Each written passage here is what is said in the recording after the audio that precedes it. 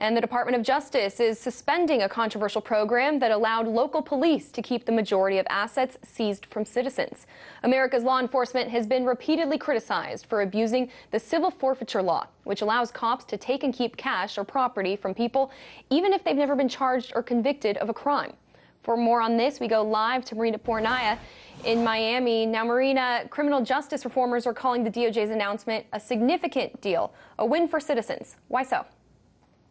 Well, critics of the civil forfeiture law say the federal program has served as incentive for police departments because it provides a larger payout and is more permissible than most states. Now, the equitable sharing program that the Department of Justice will be shutting down gives police the option of prosecuting asset forfeiture cases under the federal government and allows local law enforcement to keep up to 80% of the assets seized. Now, California state law, for example, allows police to keep around 65% of forfeiture proceedings. Other states like Montana and New Mexico have passed laws requiring a criminal conviction before assets can be forfeited by law enforcement. So that's why this federal program is an alternative for local police departments if they don't want to go through the state's payouts. Now, the reason this has turned into an extremely contentious issue is because police officers have been repeatedly caught using the civil forfeiture law to, some would say, rob innocent civilians. There was a case in Nevada in which an officer confiscated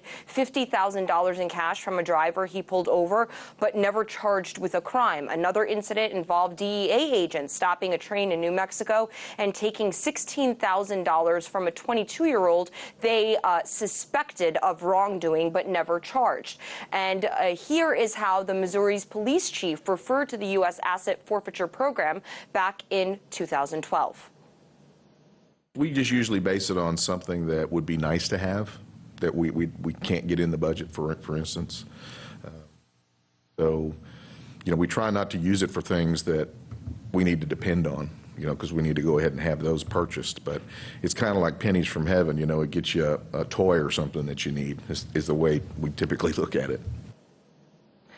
Pennies from heaven. That is how one police officer described this forfeiture program. Now, while the Department of Justice is shutting down their repayment program, police departments will still be able to apply for a payout from the state. So it's not as though the civil forfeiture program will be completely eliminated. And according to the Justice Department, government agencies seized about $4.6 billion under the civil forfeiture law last year. That just gives you an indication of how much money police and government agencies can make under this law.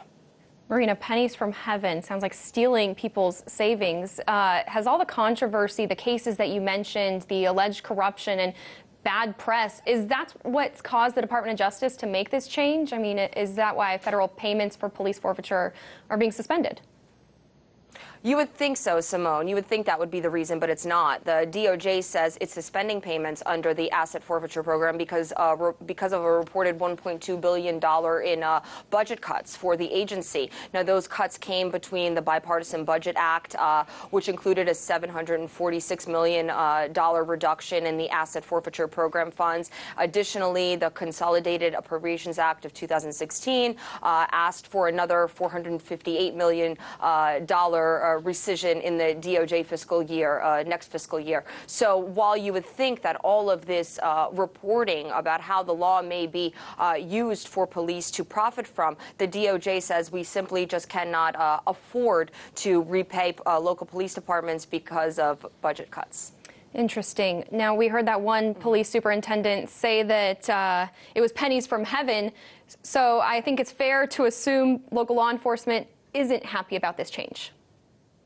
That's right. Police officials have written letters, emails, and memos blasting everyone from Congress to the president. In an email to union members, the International Association of Chiefs of Police said the DOJ's decision is detrimental to state, local, and tribal law enforcement agencies and the communities they serve.